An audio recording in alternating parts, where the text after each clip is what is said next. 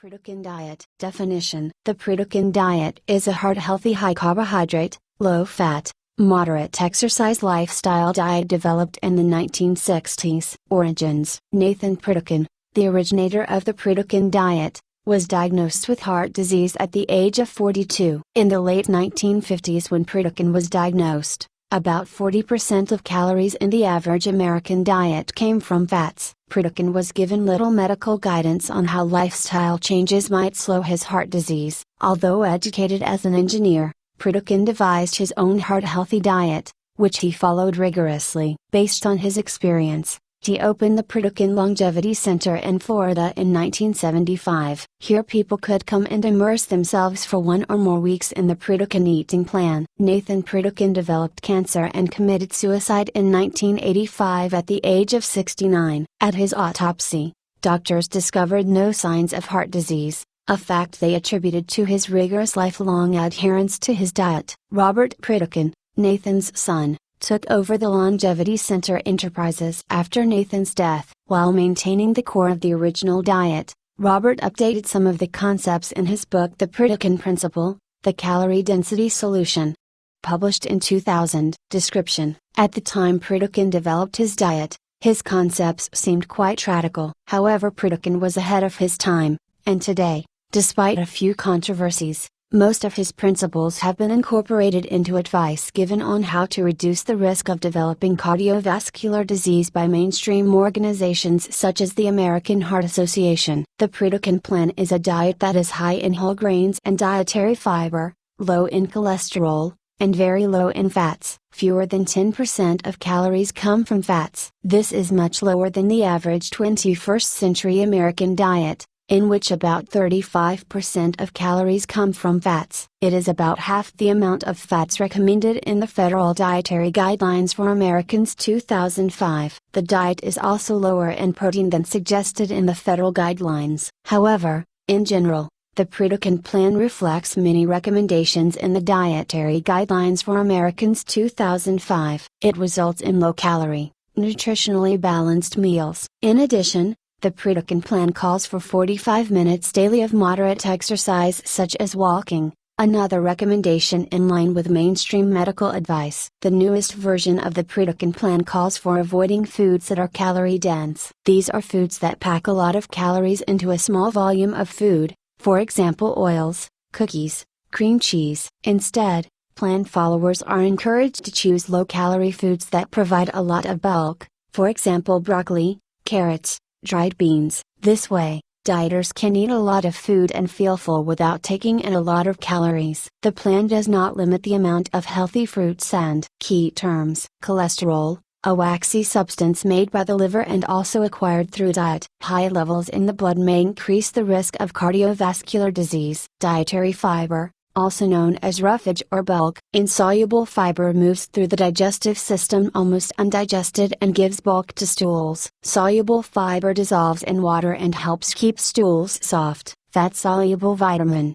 a vitamin that dissolves in and can be stored in body fat or the liver. Fatty acids, complex molecules found in fats and oils. Essential fatty acids are fatty acids that the body needs but cannot synthesize. Essential fatty acids are made by plants and must be present in the diet to maintain health. Insulin, a hormone made by the pancreas that controls blood glucose, sugar, levels by moving excess glucose into muscle, liver, and other cells for storage. Obese, more than 20% over the individual's ideal weight for their height and age, or having a body mass index, BMI, of 30 or greater. Triglycerides, a type of fat found in the blood. High levels of triglycerides can increase the risk of coronary artery disease. Type 2 diabetes, sometimes called adult onset diabetes, this disease prevents the body from properly using glucose, sugar, but can often be controlled with diet and exercise. Vegetables a dieter can eat,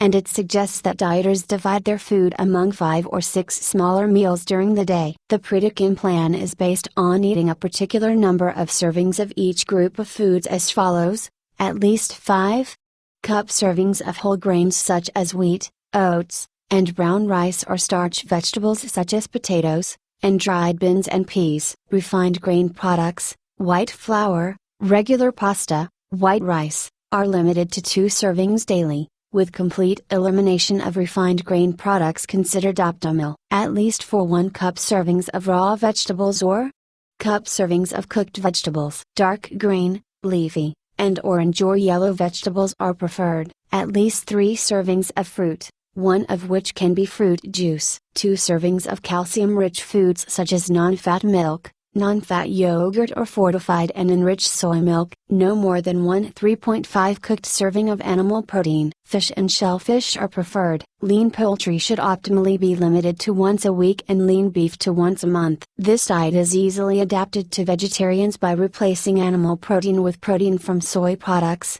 beans, or lentils. No more than 1 caffeinated drinks daily. Instead drink water, low-sodium vegetable juices, grain-based coffee substitutes, for example postum, or caffeine-free teas. No more than 4 alcoholic drinks per week for women and no more than 7 for men, with red wine preferred over beer or distilled spirits. No more than 7 egg whites per week. No more than 2 ounces, about 1/4 cup of nuts, daily. Other foods such as unsaturated oils, refined sweeteners, for example concentrated fruit juice, corn syrup, high-sodium condiments, for example soy sauce, and artificial sweeteners, for example Splenda, are caution foods. They are not recommended, but if they are used, the plan gives guidance on how to limit them to reasonable amounts. Animal fats, processed meat, dairy products not made with non-rat milk, egg yolks, salty snacks, cakes, cookies, fried foods and similar high-calorie choices are forbidden. The plan also calls for at least 45 minutes of moderate exercise daily such as walking. People who check into the Longevity Center receive a personalized exercise program after a physician gives them an examination. This doctor follows their progress while at the center and makes a written report at the end of their stay that they can take home to their personal physician. People who do not visit the Longevity Center can receive support and inspiration through the plan's extensive website. Pritikin has also developed a family plan aimed at families with obese children. Function. Unlike many diets,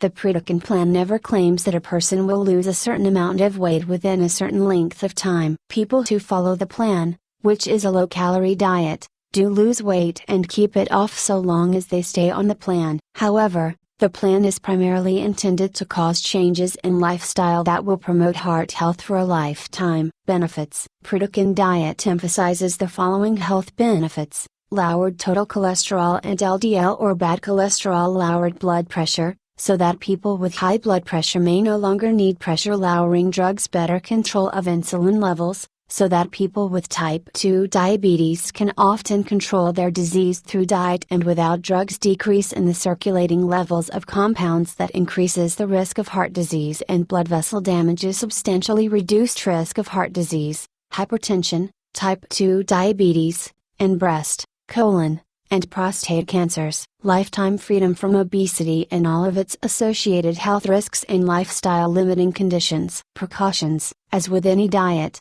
people should discuss with their physician the pros and cons of the Pritikin plan based on their individual circumstances. This diet may not be right for actively growing children. Risks. The greatest risk to this diet is that it is too rigorous for many people, and that they will lose weight on the diet and then gain it back, causing weight cycling, yo-yo dieting, and the potential health problems that repeated weight gain and loss cause. Research and general acceptance. Unlike many diets, the Pritikin plan has the respect of much of the medical community and has a 30-year history of delivering on most of its health promises. Supporters of the diet point to many studies done by both Longevity Center doctors and outside investigators and published in highly respected journals such as the Journal of the American Medical Association and the New England Journal of Medicine. People do lose weight and keep it off, along with decreasing the risk of heart disease when following the plan. Dietitians and nutritionists also like the fact that the diet teaches people how to eat well using ordinary foods rather than special prepackaged foods. This keeps the cost of following the plan low, especially since the plan calls for dieters to eat only small quantities of meat. In addition, the plan is designed to provide a balance of vitamins and minerals from food and does not rely on dietary supplements. Questions to ask the doctor: does my current lifestyle put me at high risk for developing heart disease? Do I need to go on a diet this rigorous? Or can my goals be met on a more moderate diet? Is this diet safe for my entire family? Are there any signs or symptoms that might indicate a problem while on this diet? At what level of intensity is it appropriate for me to begin exercising? If one of your family members wanted to go on a diet, would you recommend this one? The biggest criticism of the Pritikin plan is that it requires rigorous self-discipline to stay on for a lifetime. People who do well on the Pritikin plan tend to be highly motivated and zealous about following the diet. Many healthcare professionals feel long-term success for most people is more likely to occur if the dieter follows a well-balanced but less rigorous diet. Some nutritionists also take issue with whether the low-fat component of the diet allows people to get enough beneficial fats such as omega-3 fatty acids and whether absorption of the fat-soluble vitamins A, D, E, and K is impaired. To date, these criticisms have not been supported by research findings. However, critics were handed more ammunition by a long-term study of 49,000 American women ages 50 to 79 that found that a low-fat diet had no effect on the risk of developing heart disease or cancer. The study was published in February 2006 in the Journal of the American Medical Association. The findings are controversial and go against much current medical thinking. This study will certainly stimulate additional research on low-fat diet.